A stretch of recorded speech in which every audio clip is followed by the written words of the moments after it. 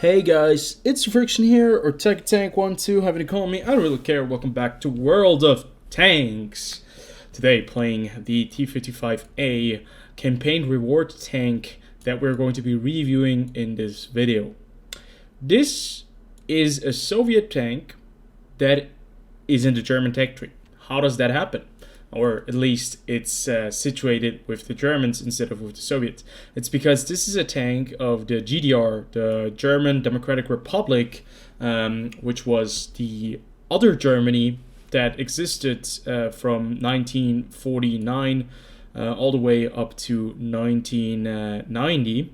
And until the German reunification, they had their own army and they got all of their gear from the Soviets. They were kind of a little Soviet satellite state in the middle of Europe, and there is still a lot of gear left from the GDR, and the T-55A is one of those main tanks that they were using during that time. So how do you get this tank before we go any further into the characteristics? It's from the very first campaign, and you'll need to finish the T-28 concept first. If you haven't done any of these missions, you'll have to do them first, and also the Stück 4. Sorry, I forget the Stück 4, I always do. You have to complete both of these assignments, get the vehicles, and then you're able to go further with the T-55A. And once more, you first have to do 15 light tank missions, 15 medium tank missions, 15 heavy tank missions, tank destroyer missions, and SPG missions, which SPG missions no one really likes because of the fact that no one really likes SPG missions in this game, because artillery is not a very very gracious class to play, and it's very inconsistent. It's very difficult. So yeah, you have to do like quite a lot of stuff, like get 7 critical hits with SPGs in one game. Like, these things are kind of annoying, and I haven't completely gotten the T-55A done with, you know, all of the secondary objectives as well. All the other with TDs, I've gotten them, but I don't have it for the SPG because I don't play a lot of artillery and I don't really enjoy it too much. So what do you get with the T-55A, and what's the difference to the T-54? Now, the differences are actually not that great. There are not a lot of differences regarding the two tanks. This is basically a T-54 with the German tech tree, and it's really, really nice. Now let's take a look at the characteristics, then we're gonna take a dip into the equipment. You can already see there's a weird loadout there, and then we're gonna dip our toes into some gameplay and hopefully have a final verdict, which will show you if the tank is worth it in the end or if it's not. So you have a 100 millimeter gun right here, 100 millimeter Panzerkanone D10 T2SL 56. So basically, it's a tier 9 gun. It's only for this tank, but it's basically the same gun as with the T-54. What you can see is it has 320 alpha damage with 100 with the 100 millimeter gun, 221 millimeters of penetration. One of the big downsides regarding the AP pen, but then you have some very nice heat shells. So let's take a look at the rounds before we move further. With the AP shells right here, you have 221 millimeters of pen, 1,070 meters per second shell velocity, which is quite nice. It's not the best, it's not APCR, but it's close to it. And then you have the high explosive anti-tank rounds, which have 330 millimeters of penetration. That is 109 millimeters more than your AP shell. So just like the T-54, this is a tank that highly relies, at least with this gun, since it doesn't have any other gun. T-54 has a different kind of gun, which has a bit more pen, I think. This vehicle really relies on the premium ammunition to be competitive. You'll see that in gameplay. It's one of the main reasons why people really like this tank, and one of the main reasons why it's really expensive to play it. And it certainly isn't a vehicle for players that do not like to spend credits and waste credits on premium ammunition, because this is a tank that you most of the time have to utilize that type of ammunition. Then you have the high explosive shells. They don't have a lot of pen, 50 millimeters. I guess you can really work with that for a 100 millimeter gun. 50 millimeters of penetration is quite decent. Shell velocity is the same as with the heat shells. and they do a lot of damage if you get a Scorpion right in front of you. A Gorilla. I've had a couple of incidents where I was face-hugging Gorillas. Really weird. Doesn't happen often, but with this tank, already 3 times. So, rate of fire is very good. 8.99. Now, keep in mind, I have the equipment, I have the consumables, I have the field modifications, I have the crew. This is a tank that's completely pimped out. So, yeah, if you don't have the crew, I'll send everyone back to barracks real fast. You can see that rate of fire is 8.81. Without chocolate, it would go down to maybe 8.5. So yeah, this vehicle has a very high rate of fire, even without a top guided crew and without like massive changes in the equipment. Gun loading time 6.67 seconds. Gun traverse time is beautiful, 50.97. Obviously with the modifications, the skills, and the consumables, but still this tank has base. Already a very good gun traverse. You don't have to worry about that.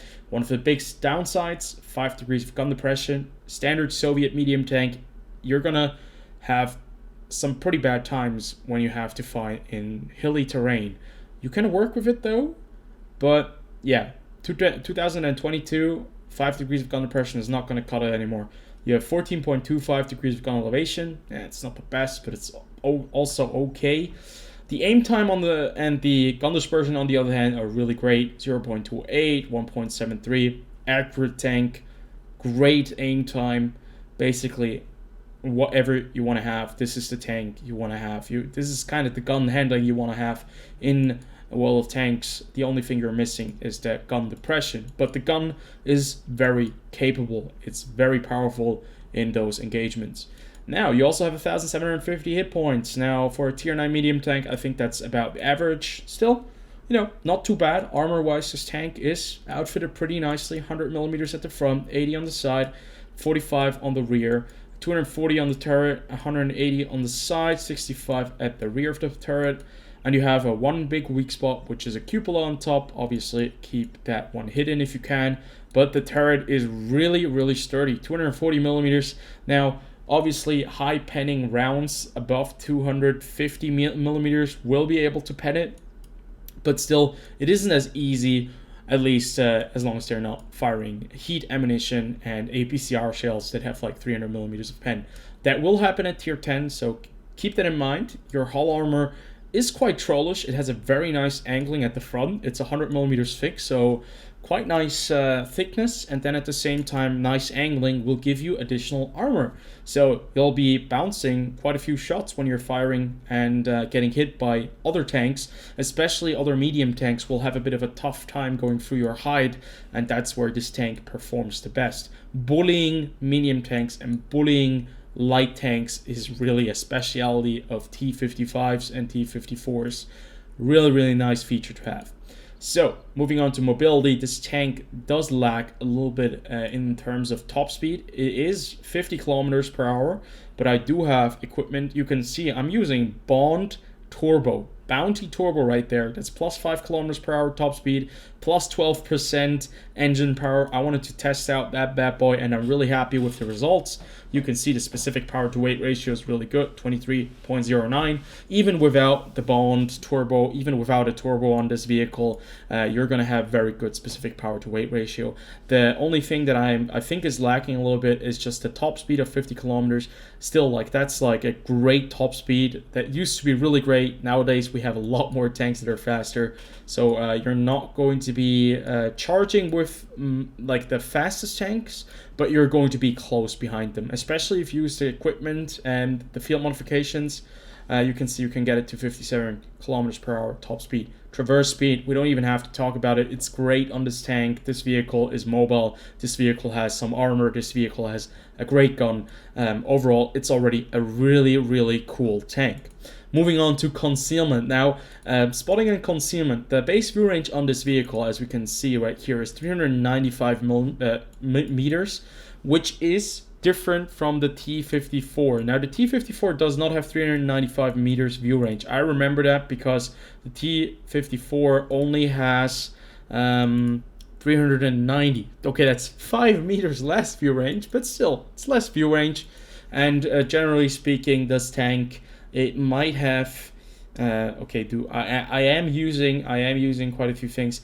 What's quite interesting on this vehicle is just that the dispersion on the T-54 is actually quite a bit worse. It does have better gun depression, 6 degrees, but dispersion is at 0.36. But at the same time, I am using quite a lot of equipment and field modifications that I don't have on the T-54, but still getting it down to 0.28 is going to take quite a lot of work. You can probably get it down to 0.3, but I don't think you can get it down to the level on the T-55A, so this tank is probably a little bit more accurate as well. So, spotting and concealment. This tank, base concealment is already quite good, but I have opted to go the full-on hidden route. Now, this tank has a concealment rating of 820, and you can see stationary it has 44.7% concealment, and moving it has 37.06% concealment. So that's very good. I like to have that because I like running around in this tank and I like to use bushes. So if I'm using bushes, I want to get every single percentage of camouflage that I can get, and using the specialty equipment slot right there, which is for scouting. Unfortunately, you cannot change it to firepower or something like that. It is for scouting, so I opted to go with the low noise exhaust system, and I opted to go with ventilations in the first slot because it will also give you plus 1%. You could obviously go for some other things, but I thought that was quite nice. I do have Bond Turbo on this, Bounty Turbo, so it doesn't need to be in the first slot. It's not going to get any bonuses. So with this, I'm quite happy. It's a very stealthy tank, and also the spotting is quite good. 442 meters base view range, I can work with that.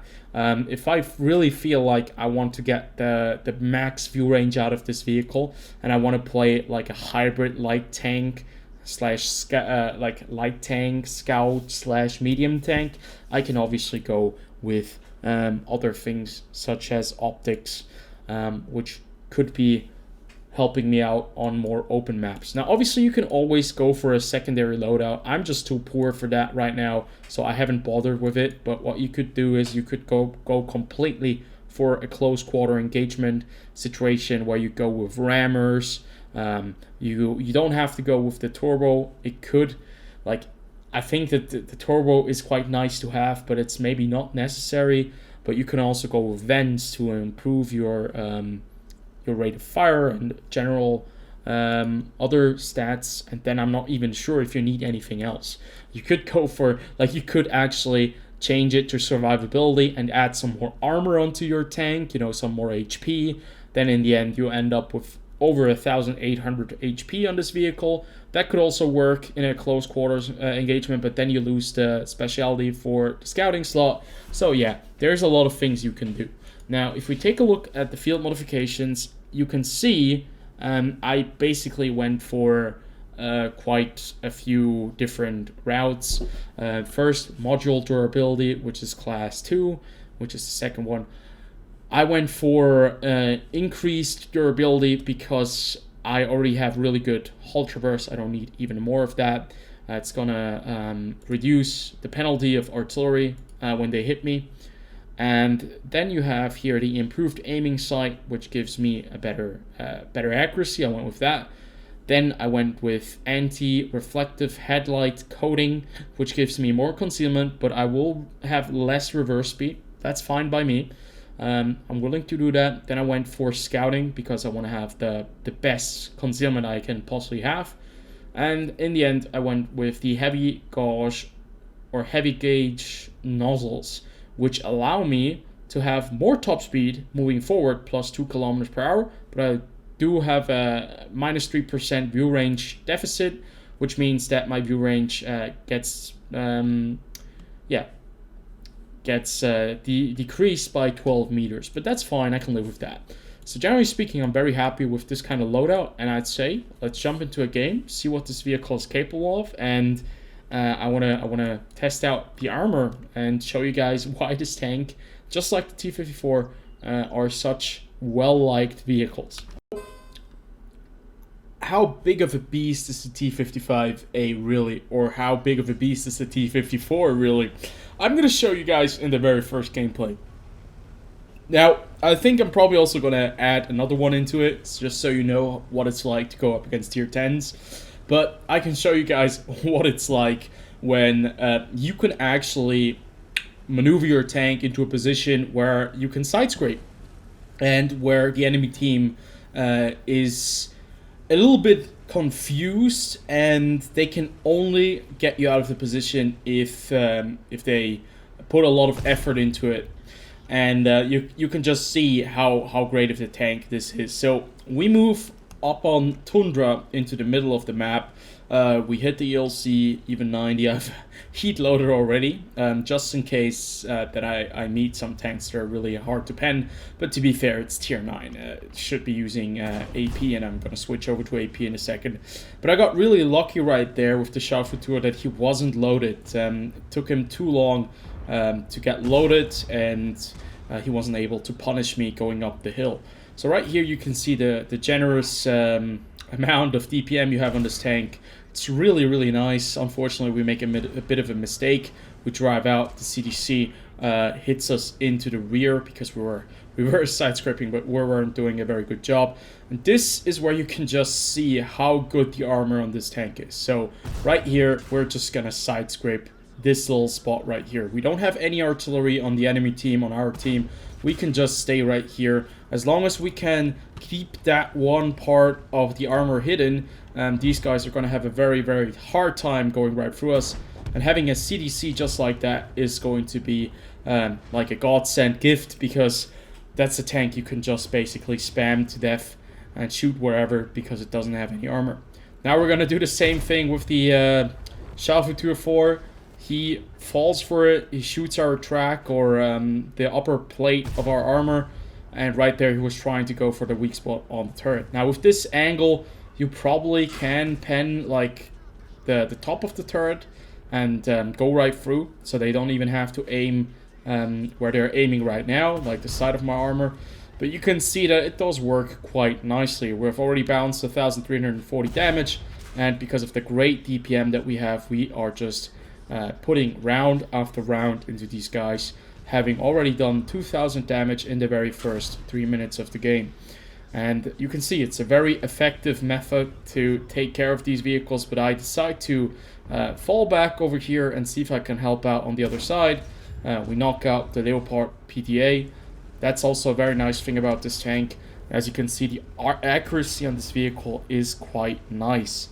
Not too bad. It has nice accuracy. The pen is just one of the last and the only thing lacking for the tank. And also, unfortunately, the gun depression. But you can see the gun depression on this little slope with this little corner right here. It works perfectly fine for us. This is where we can hide our lower plate. This is where we can hide parts of our tank. And we can just go to ham on these guys, or go to town on these vehicles. They're down there, and they're not going to be able to do anything against us unless they push us or they start firing heat shells into our turret. That's where they can actually pen. Now, it doesn't mean that in a hold down position this tank is going to be completely invincible. That's not going to be the case. But you can see that the tank and the armor on the turret is very, very stable. It's a very nicely armored tank, and it's rightly so one of the favorite vehicles in the game, at least the T-54. And I think this T-55A is also a very nice addition. But unfortunately for us, we do get penned by the M103, and he manages to put one right through our turret, and he knocks out our vehicle, our turret, unfortunately for us. That's just something that can and will happen, especially at higher tier games. People will be able to cut through the turret, especially when they start loading the gold shells. Unfortunately for us, we get hit by the T-44. He makes a big misplay though. He bounces, or he doesn't hit us. We managed to take care of him, and right there you can see I was very happy with that play, at least the play by the T-44, because he almost got me right there on the corner. But yeah, you can see just how incredibly effective this tank is in the right setup and in the right game. You can see how many rounds we bounced on the upper plate of the armor, the rounds we bounced on the turret right there, on the mantlet.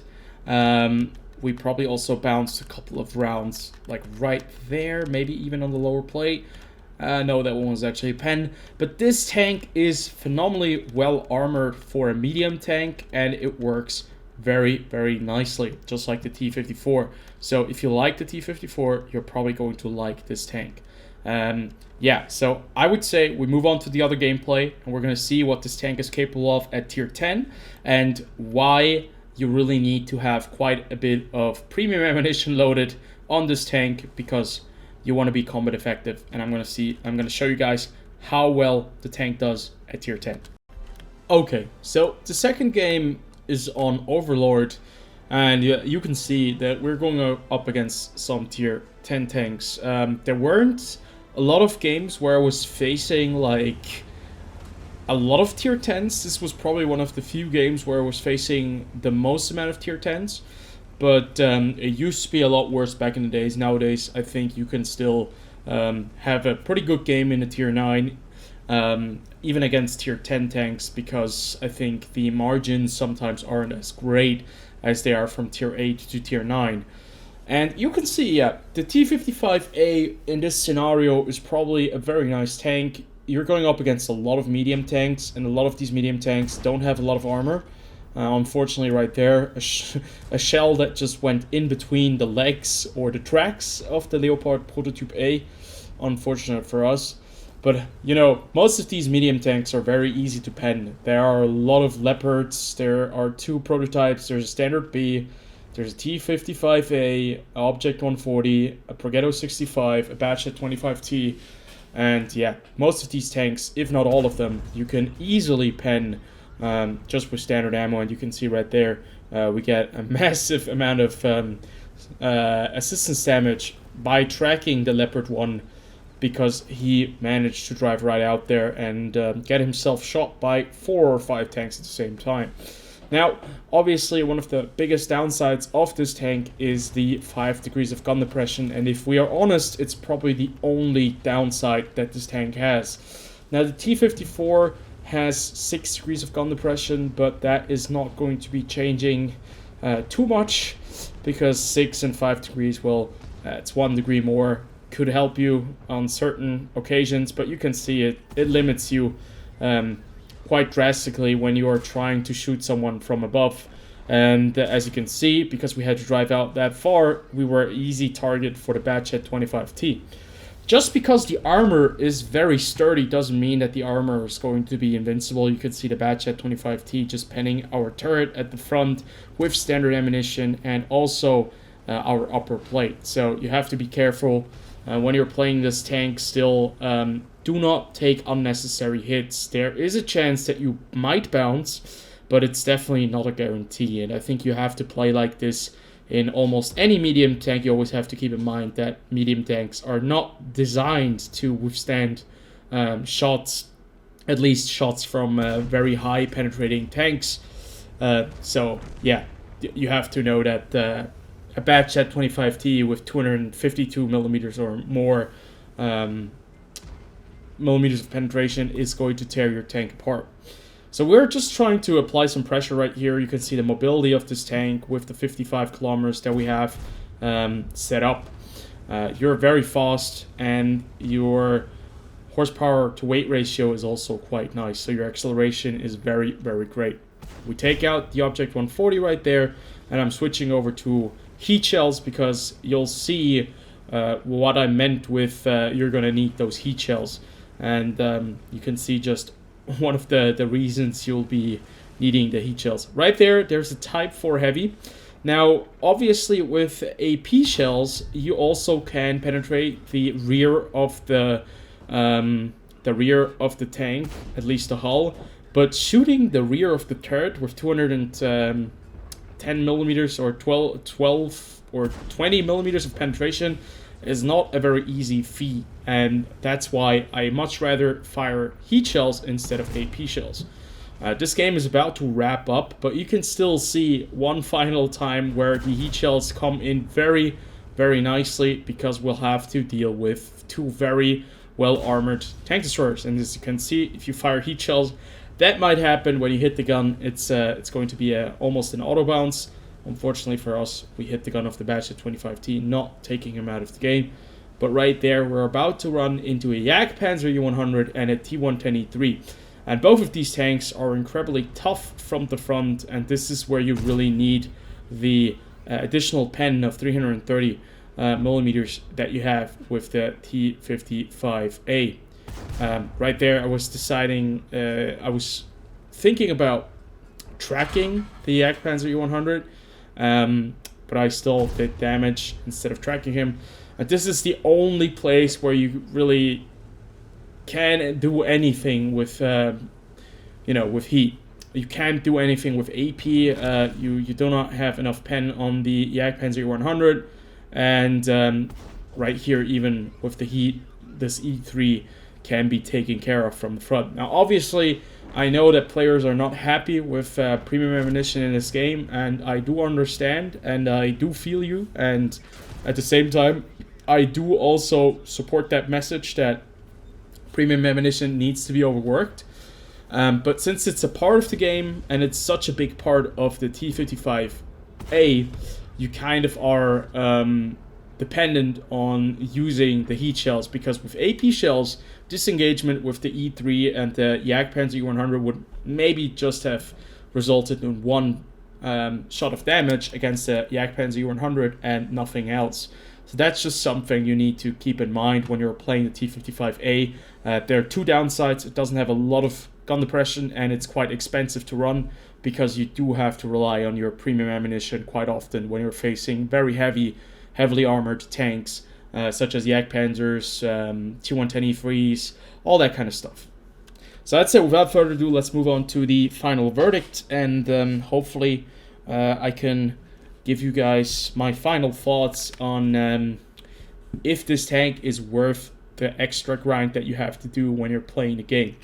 So I think by the general consensus and the minutes you've watched in this review, you probably get that I'm quite a big fan of this tank, and I'm a big fan of the T-54. Maybe the eagle-eyed of you guys might have even saw or seen that I had 3 marks of excellence on the T-54. It's one of my favorite tier 9 tanks of all time, and I've played not as many games in the T-55A, but it's a really cool vehicle as well. There are only 2 downsides. One of them, or both of them, are kind of the same for the T-54 and the T-55A. You do not have a lot of gun depression, and it's quite expensive to play this tank because you have to utilize premium ammunition. This is one of the few tanks where I have to say that the standard ammo is not going to cut it in tier 10, and you'll have to use the premium ammo, because having that 330 millimeters of pen is just godlike. That's just like an entire different tank, and that is one of the things that a lot of people will not like because it's quite expensive to play, but I still think it's worth it. So how do you get this tank? You have to get through the campaign. First unlock the Stuk 4, then unlock the T-28 HTC, then you get to the T-55A. And I have to say, it's worth the hassle. It's a really cool tank. Even the Object 260 is a nice tank, but we can do a review on that later.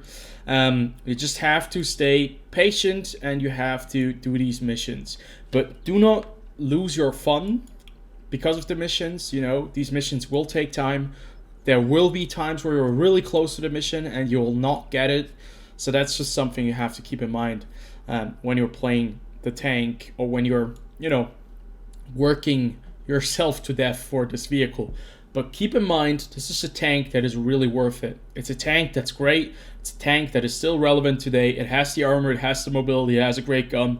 That's a meta that is currently running around in this game. Maybe it doesn't have the alpha, but it has the rate of fire, and it has the premium rounds to get you through any game where you face even Chieftains and Object 279Es.